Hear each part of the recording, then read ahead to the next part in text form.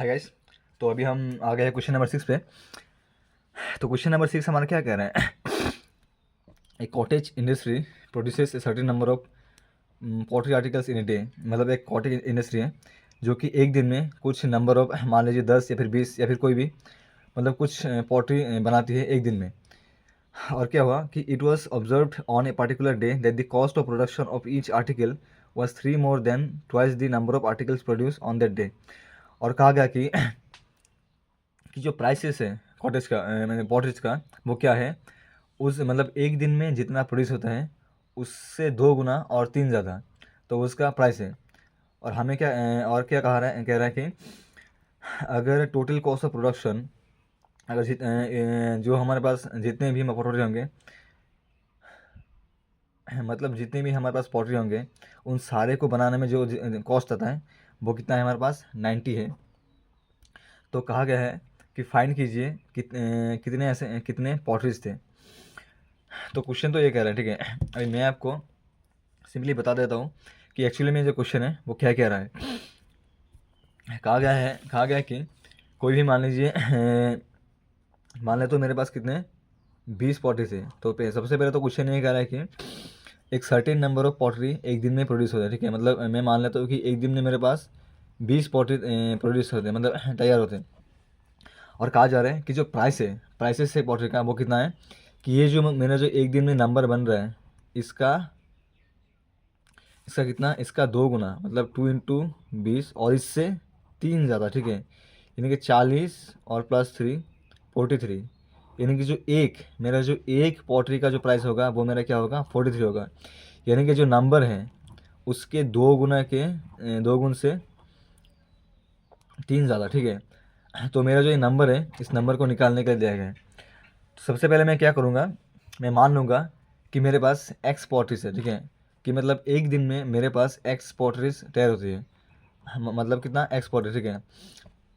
और देखो, अगर एक दिन में मेरे पास एक्स तैयार हो रही है, अभी मुझे इसका प्राइस निकालना है। प्राइस क्या कहा गया है कि एक दिन में जितना पॉटरी तैयार होती है उसका 2 गुना। मतलब एक दिन में मेरा कितना पॉटरी तैयार होता है, एक्स, तो 2 दिन मतलब उसका 2 गुना कितना होगा, 2x, और उससे 3 ज़्यादा यानी कि +3। तो ये जो हो जाएगा मेरा एक पॉटरी का, सिर्फ एक पॉटरी का क्या हो जाएगा, प्राइस हो जाएगा, ठीक है। अभी आप देखो कि पॉटरी में तो मेरे पास कितना है, एक्स, और एक का प्राइस कितना है, इतना। तो इसका जो है टोटल कॉस्ट वो कितना आ जाएगा, x × 2x + 3। कैसे, अभी एक एग्जाम्पल के मदद से समझते हैं। मान लीजिए एक पॉटरी का प्राइस जो है मेरे पास 20 रुपये था, 20 रुपये था, ठीक है। और मैंने कहा कि मेरे पास 5 पॉटरी से 5 पॉटरी, तो एक पॉटरी का प्राइस है मेरे पास 20 रुपये, और मेरे पास है 5 पॉटरी। तो टोटल कॉस्ट मेरे पास कितना होगा, 5 × 20, यानी कि 100 रुपया, है कि नहीं। कि मतलब एक पॉटरी बनाने में अगर मेरा 20 रुपये खर्च हो रहा है, तो 5 पॉटरी बनाने में मेरा कितना खर्च होगा, ऑब्वियसली 100 रुपया। उसी तरीके से जो एक पॉटरी बनाने में मेरा कितना खर्च हो रहा है, 2x + 3, और मेरे पास पॉटरी कितने हैं, एक्स। तो जो टोटल कॉस्ट निकल के आएगा मेरा कितना निकल के आएगा, x × 2x+, मतलब जो नंबर है उससे एक पॉटरी का प्राइस। और ये जो है ये हमारा कितना बराबर कर दिया गया है, 90 के बराबर। यानी कि जो टोटल कॉस्ट है हमारा वो कितना है, 90 है। और हमें अभी निकालना है कि एक्चुअल में जो पॉटरी है वो पॉटरी था कितना, ठीक है। तो लिखते हैं। तो सबसे पहले तो हम लिख लेंगे कि हमारे पास जो नंबर ऑफ पॉटरी था जो एक दिन में प्रोड्यूस होता है, ठीक है, एक दिन में, वो कितना है, एक्स है। तो क्या होगा, जो प्राइसेस है पोल्ट्री का, प्राइस ऑफ ए पोल्ट्री, ठीक है। तो जो प्राइस होगा पोल्ट्री का वो मेरे पास कितना होगा, ये जो नंबर है इसका 2 गुना, जैसे कि मैंने पहले भी बताया, 2 गुना और उससे 3 ज़्यादा। यानी क्या हुआ, मैंने मान लिया था कि जो मेरे पास एक दिन में टोटल प्रोड्यूस हो रहे एक्स, और उनका प्राइस मैंने क्वेश्चन में जो दिया गया है इस कंडीशन से निकाला कि क्या होगा, 2x + 3। अब देखो, एक का प्राइस है मेरे पास इतना, और मेरे पास टोटल कितने हैं, एक्स है, ठीक है। तो ये इन सब का मतलब इन सब का जो टोटल कॉस्ट होगा वो मेरे पास कितना होगा, x × 2x + 3, है ना। तो देख लेते हैं, जो टोटल मेरे पास कॉस निकल के आएगा वो क्या होगा, x इंटू 2x+3 ये होगा। और क्वेश्चन में मेरा जो ये टोटल कॉस्ट है ना कि एक दिन में इतने पॉटरी बनाने में कितना खर्च आता है, वो कितना दिया गया मेरे पास, 90 दिया गया है ना। तो ये जो वैल्यू है मतलब टर्म है, इसकी वैल्यू मेरे पास कितनी हो जाएगी, टर्म मतलब क्या हो जाएगी, 90 हो जाएगी। मतलब x into 2x+3 equal to 90। अभी हम इसको सिंप्लीफाई करेंगे और एक क्वाड्रेटिक इक्वेशन में इसको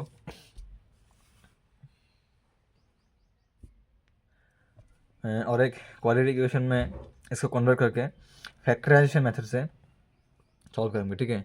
तो करते हैं। अभी देखो आप x से ये मल्टीप्लाई हो रहा है, ठीक है। तो सबसे पहले मैं क्या करूँगा, x से इस 2x को मल्टीप्लाई करूँगा, 2 तो वैसे ही रह जाएगा और x और x में मल्टीप्लाई क्या हो जाएगा, x² हो गया। अभी बीच में प्लस है प्लस, और x और 3 को मैं मल्टीप्लाई करूँगा तो कितना होगा, 3x इक्वल टू 90, ठीक है। अभी आप देख सकते हो यहाँ पे मेरा कोई कैंसिल आउट नहीं हो रहा, तो मैं इसको सेम लिख लूँगा, 2² + 3x और 90 में इधर लेके आऊँगा तो क्या हो जाएगा मेरे पास, -90 = 0। अभी पहले के जैसे मैंने बताया था फैक्टराइजेशन मेथड से, तो अभी हम क्या कर लेंगे, इनके जो कोफिशिएंट्स हैं उनको लिख लेंगे, ठीक है।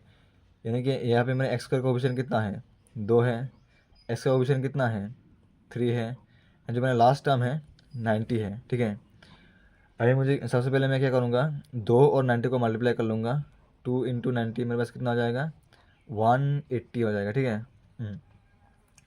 तो अभी आप देखो, अभी मुझे क्या करना होगा, ये जो 3 है इसको तोड़ना होगा कुछ ऐसे दो नंबर्स में कि अगर उनको जोड़ूँ या फिर मैं माइनस करूँ तो मेरे पास 3 आना चाहिए, और अगर उन्हीं दो नंबर को मैं अगर मल्टीप्लाई करूँ तो मेरे पास 180 आना चाहिए। तो ऐसे दो नंबर्स होंगे 15 और 12। आप देखना करके कि 15 से अगर मैं 12 को माइनस करूँ तो मेरे पास कितना आएगा, 3 आएगा, और 15 और 12 को अगर मल्टीप्लाई कर दूँ तो मेरे पास कितना आएगा, 120 आएगा। यानी कि ये जो कंडीशन है वो हमारा सेटिस्फाई हो रहा है। तो ये जो 3 हमने लिखा था, इस 3 की जगह पे हम क्या पुट कर देंगे, 15 - 12। तो करते हैं। तो ये 2x² है हमारा, ये तो सेम रहेगा, 2x² प्लस, अभी अब देखो 3 की जगह पे हम क्या पुट करने वाले थे, 15 - 12 इंटू x -90 = 0। अब ये जो है 2x फिर से यहाँ पे सेम रहेगा प्लस, अभी हम क्या करेंगे, ये जो हमने लिखा है अभी 15 - 12x, इसको हम इससे x से मल्टीप्लाई कर देंगे। तो सबसे पहले हम क्या करेंगे, 15 से x को मल्टीप्लाई करेंगे तो क्या हो जाएगा, 15x, और 12 से अगर इसको मल्टीप्लाई करेंगे तो क्या हो जाएगा, 12x। लेकिन यहाँ पे माइनस से प्लस है तो क्या हो जाएगा मेरे पास, माइनस, और ये जो 90 है वो सेम रहेगा। अभी हम क्या करेंगे, ये जो मेरे पास दो टर्म है 2x² और 15x, इसमें से हमें भी कॉमन लेंगे।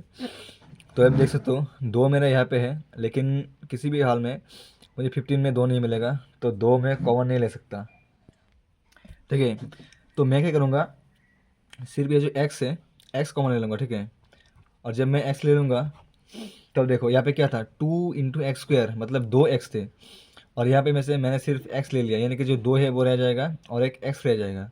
बीच में मेरे पास क्या है, 15 सॉरी प्लस, एंड देन यहाँ पे से मैंने क्या ले लिया, सिर्फ x, तो मेरा क्या बच जाएगा, 15 लिख लिया मैंने, माइनस, अब मैं यहाँ पे माइनस, अब देखो यार यहाँ पे मेरा क्या है, 12x है एंड 90 है। यहाँ पे x तो है लेकिन यहाँ पे x नहीं है, तो हम x कॉमन ले नहीं सकते, लेकिन यहाँ पे क्या है, 12 है, और यहाँ पे क्या 90 है।